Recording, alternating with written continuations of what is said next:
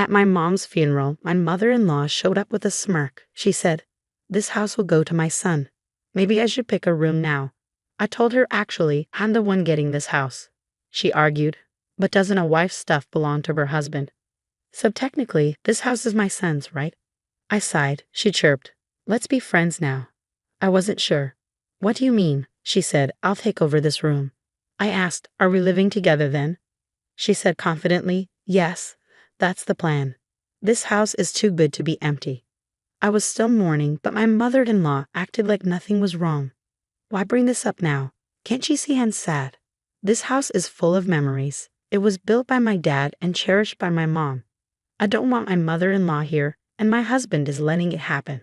To protect my beloved home, I took action before we moved in. I'm 42, work in an office, and thought I'd missed my chance at marriage. Then I met Michael, 4 years younger, through a friend, and we tied the knot. He's caring and values my input. "Where shall we honeymoon?" "You mentioned Europe, right?" I asked, "But you said you liked the Maldives." "Let's go there," he suggested. "My mom needs to stay with us. Dad's not well, and she's struggling alone," he explained. "I get it, but didn't we agree not to live with parents?" "You're right, I'll talk to her." My husband always indulges my wishes, which sometimes makes me feel guilty. Finding a good partner is a blessing, but there's a lingering sadness. My dad passed away 3 years before I got married, so I couldn't share my wedding with him. He was a strict boss at a small business, and I looked up to him. Despite the company's size, he earned well, and we had a decent home where we held his funeral. Working in an office made me appreciate my dad even more. Then 2 years after our wedding, my mom also passed away. "Your mom too?" my husband asked, concerned. "Do you need a moment in the other room?" Funerals usually aren't held at home, but we did it for my mom. Throughout my mother's funeral, my husband was there for me, a constant support. I felt incredibly lucky to have him. Then my mother-in-law, Nancy, arrived. "I'm so sorry for your loss," she said. "Thank you," I replied.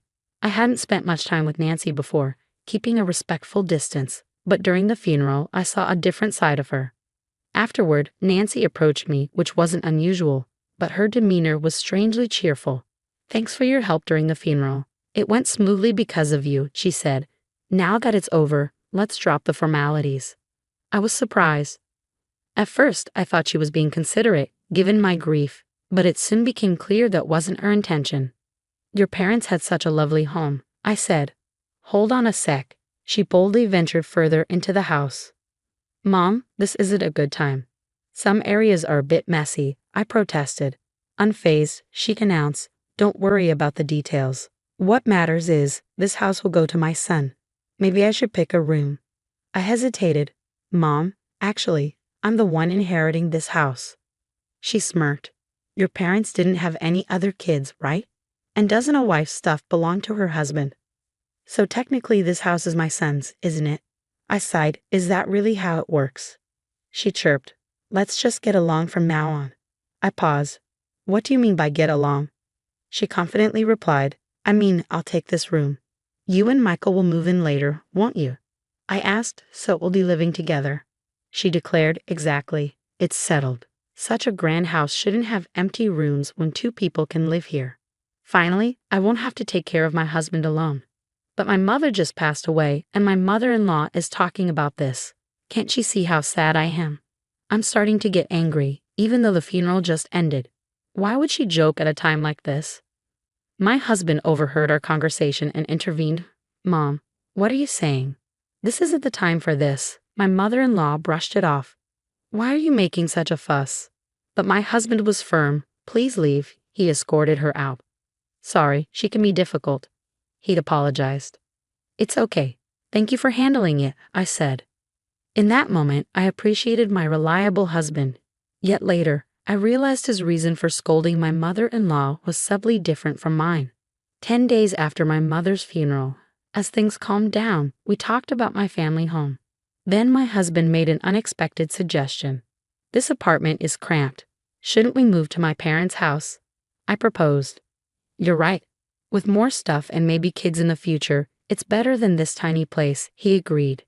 "So we should start getting ready," he said, then added, "But there's something I want to discuss about the move." "What is it?" I asked. He hesitated. then said, "Considering the big house and empty rooms, I thought maybe my parents could move in with us." "Wait, you mean live together?" I was surprised. My husband is kind, but lately I've noticed something. While I thought he always valued my opinion, maybe he's just going along with things. Could he be too easily swayed? His suggestion about living with my mother-in-law, despite my objections, makes me wonder. He keeps bringing it up, putting my mother-in-law's wishes above mine. I've said it before. We're not living together. I remind him. But Mom won't let it go, he says. I argue. You stood up to her during the funeral. You defended me and said no to living together. Well, yeah, I was mad about her intrusion, but that doesn't mean I'm totally against it. I just didn't think it was the right time to decide, he explains. It's clear. He nods along and passes on my words, but he seems more inclined to agree with my mother-in-law. Plus, despite advocating for proper discussions, he keeps his distance and avoids making firm decisions. Maybe he thinks he's staying neutral, but people like him can be tricky. They convince themselves they're neutral and can make the right calls. It's frustrating. Anyway, I refused to live with someone who barged into my parents' house on the day of the funeral and suggested taking over a room. I've said it before, and I won't budge. Tell your mom that, I tell him. Why? It really bothers you, he responds. Fine, I'll tell her myself. Well, I had mentally prepared for the possibility of living with my in-laws when we got married. Witnessing my mother-in-law's behavior at my mother's funeral made it clear. Living together in my cherished family home, built by my father and lived in by my mother, is out of the question. And now, with my husband's lack of assertiveness apparent, the idea of cohabitation is unthinkable. When my husband relayed my opposition, my mother-in-law directly challenged me, asking why I was against it when we have such a spacious house. She insisted that as Michael's wife, his parents are now mine too. I've already declined living together. I'm sorry, but with my husband's mobility issues, it's too much for me alone, I explain. So you're abandoning us? Did you even listen to your husband's reasons? My mother-in-law counters. I'm sorry, but after this heartless response, I won't ask anything of you anymore, she retorts. I feel for my father-in-law's health, but based on my mother-in-law's past behavior, I can see a future where all responsibility for him would fall on me if we lived together. If that's the path we choose, significant changes in my husband and mother-in-law's mindset are essential. A few days after my mother-in-law's accusation, my husband began rearranging the living room, shifting furniture, and creating space. What's going on? Are we storing boxes here? I inquire. He responds, no, I'm making room for 2 beds. The mention of 2 beds sends a shiver down my spine. Are your parents coming to stay? I cautiously ask. No, they're moving in, starting today. This is truly the worst, he admits. Despite my objections to living together, my husband and mother-in-law have decided on it. She said she wouldn't rely on me anymore, yet she's turning to you instead. Why? I ask. He explains, their lease is up, so we agreed they'd move here instead of renewing. It'll be crowded for 4 people, but we're moving soon, right? Just bear with it for a bit. But that's not what I meant. Why is cohabitation even an option? I've said before I don't want to live with someone who barged into my parents' house on the day of the funeral and suggested taking over a room. I'll talk to Mom. From now on, we'll be living together, so please try to get along, he insists. Why do you always side with your mom? I question him. He explains it's not about favoring her. I consider both your opinions and make a decision. My husband, usually accommodating towards my mother-in-law, seems to have fallen into her cohabitation plan. Maybe he's unknowingly influenced by her, thinking he's making independent choices. I used to see my husband as kind and caring, but paired with my mother-in-law, he becomes quite a challenge, and now I'm reluctantly pushed into living with my in-laws, just as I feared. This apartment is too small for 4 adults. We'll manage until we move, I remark. It's frustrating. She just arrived, and now she's complaining about the room. I apologize for the sudden addition of 2 elderly people. We'll try not to inconvenience you. If your mobility issues cause any problems, please let us know. My father-in-law, Tommy, who has mobility issues, seems better than expected. He experiences minor discomfort when moving, but nothing serious. Was my mother-in-law genuinely struggling to care for him?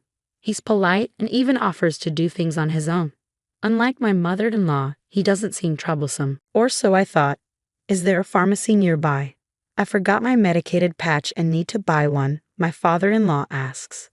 Wait, dear. With your mobility issues, it's best to stay here. If you fall outside, it'll inconvenience Michael and others, right? Ask them to buy the patch for you, I suggest. But I usually buy it myself. Didn't they say to let them know if you need help? Well, you have a point. Sorry, but I need it urgently. Can you go get it for me? He sighs. Of course. While fetching a medicated patch might seem trivial, why does my mother-in-law make decisions without involving me? And though my father-in-law seems polite, he appears to follow my mother-in-law's lead, just like my husband. He's become her yes man. It's a small errand this time. But as we continue living together, I fear everything will eventually fall on me. Can I let these people move into my parents' cherished home? It's not a laughing matter. If they move in, they'll tarnish the house. I must find a way to protect my parents' legacy. As my mother-in-law and father-in-law prepared to move into my parents' home, I decided to take preemptive action. My mother-in-law was in good spirits, eager about moving into a spacious house. Hey, can we borrow the key to your parents' house? We want to check out our rooms. I have some errands, so I'll give the key to Michael, she requests. Michael, can you drop us off before heading home? We want to visit the storage room where we left our stuff. We need to measure furniture sizes, she adds. Sure thing. I'll take the key, I reply. Despite my mother-in-law's cheerful demeanor, there were no conflicts between us, and about 10 days passed uneventfully. However, behind the scenes, my preparations were steadily progressing. Okay, everything's set for the move. Life in that house will start soon, I announced once my husband and in-laws finished their preparations. I have something to discuss, I said. What is it? Spit it out, my husband urged. Is it about our move celebration plans? My mother-in-law wondered. No, we're not moving there, I clarified. What? What do you mean? She exclaimed. I handed over a document. This is my application to renounce my inheritance, I said. Renounce your inheritance? That's a joke, right? My husband protested. It's no joke. Look, it's officially approved by the court, I insisted. That house means a lot to me. I couldn't bear to see you living there, so I've decided to let it go, keeping it as a cherished memory in my heart, I explained. What madness possessed you? You could have sold it for money even if you were giving it up. Why abandon it? My mother-in-law scolded. Even if I sold it, you'd just rely on the money. I thought it'd be clearer if I had nothing, I reasoned. We moved out of our old place for this move, you know. What's going on?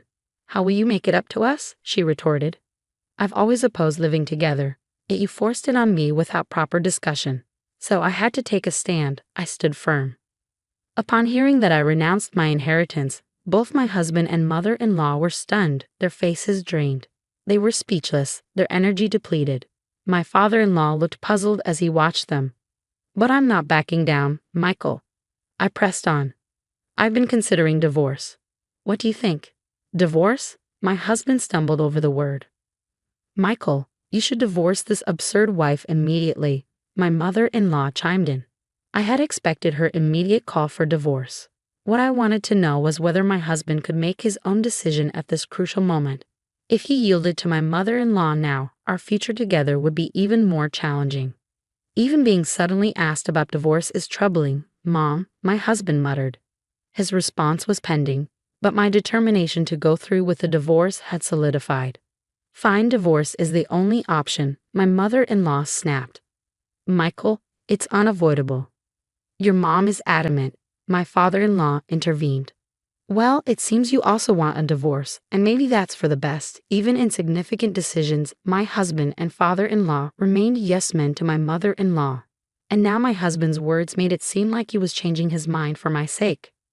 Very well, I declared. Let's proceed with the divorce. I'll move out with just the essentials. I spent the night at a budget hotel. The next day, I had urgent matters to attend to, so I took a half-day off work and went back to the courthouse. A few days later, my mother-in-law called me. What's this about the house becoming yours? She demanded. Why this sudden concern? Did you learn about it during the estate division process? I asked. Yes, that house is rightfully mine. You forged documents and deceived us, she accused. Why would I forge court documents? Those are genuine, I replied. Then why is the house going to you when you were supposed to renounce the inheritance? She pressed. After that, I withdrew the renunciation application. Renouncing an inheritance is complex. Once filed, it takes about a month to be accepted, during which it can be withdrawn. The documents I showed were from the application stage, not acceptance. I made you believe I had given up the house and mentioned divorce to see your reactions and plan my next steps. I hoped Michael would oppose divorce. But your mindset didn't change, I explained. So the house really becomes yours? Since it was acquired before the divorce, it's subject to property division, right? She inquired. In such cases, you two would split the proceeds from selling it. She tried to assert her claim. But I had prepared for this. If it were jointly acquired, it'd be shared property. But it's inherited, so it's exempt from division. Unfortunately, specific assets like this aren't eligible for division. I reiterated. Did you consult a lawyer when you found out the house would be mine? She asked. If Michael had paid off the house loan or covered renovation costs, those expenses might have been considered, but I assumed that didn't happen. I replied. What about the money Michael would get through property division? She pressed. We've only been married a short time, so there's not much. Maybe just the car, though it still has a loan on it. I explained. You're selfishly claiming the inheritance, aren't you, heartless? She accused. I'm protecting my parents' memories. I don't want people like you in their home.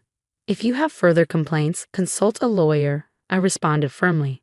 After the call, divorce proceedings went smoothly. Presumably, she urged my husband to divorce me promptly.